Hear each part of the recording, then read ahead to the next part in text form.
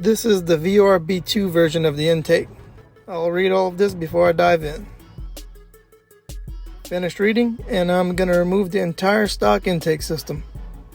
The air bridge is first to go. Loosening the hose clamps closest to the throttle body and closest to the air box removes the whole thing. 2 plastic clips need to be pried up. At this point, the air bridge and part of the air box can come out.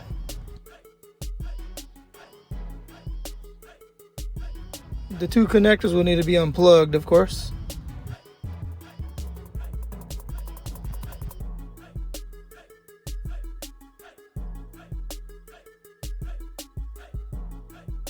Around here and here there are 2 grommets holding the other part of the air box in.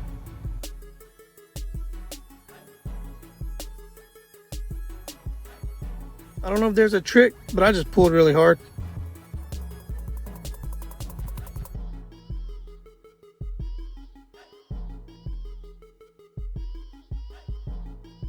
Those are the grommets.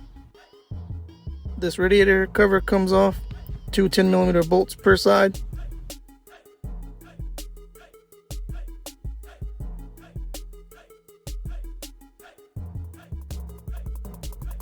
Seven bolts hold the radiator shroud on at the bottom.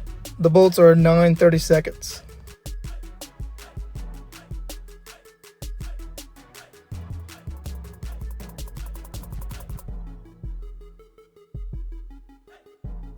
Two connectors are held on towards the passenger side of the shroud with some clips.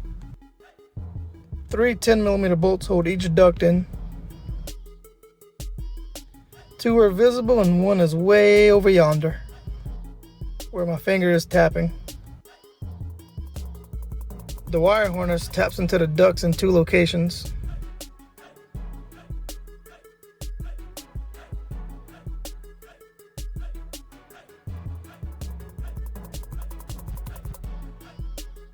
This is the new ductwork, pretty much as a direct replacement of the stock duct.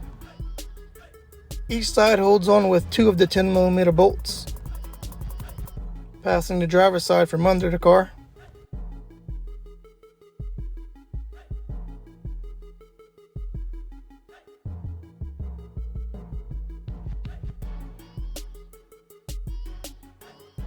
That's what it's like installed. And from the front or outside.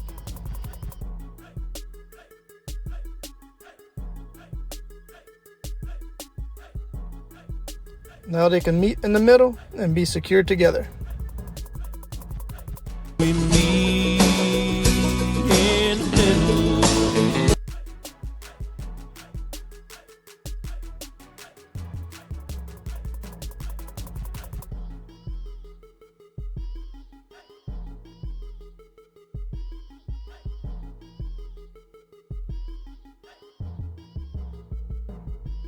I'm putting the radiator shroud and cover back on now, but I'm sure it can be done later.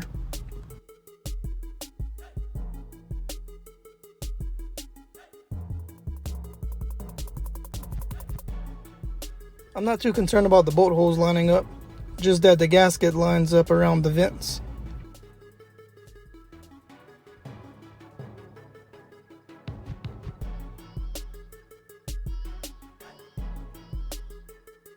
Transferred the old fittings from the stock unit.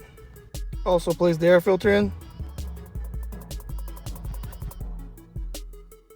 Transferred the mass airflow sensor over too with the new couplers and clamps.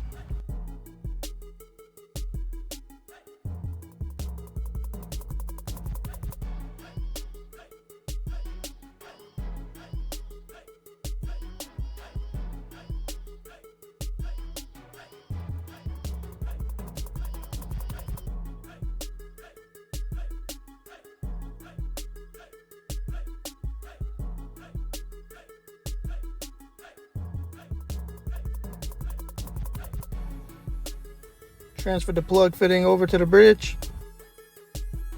Not gonna lie, I struggled a little getting the bridge in and I knocked my camera over. But I managed to get it all together. All the plugs are back in place too.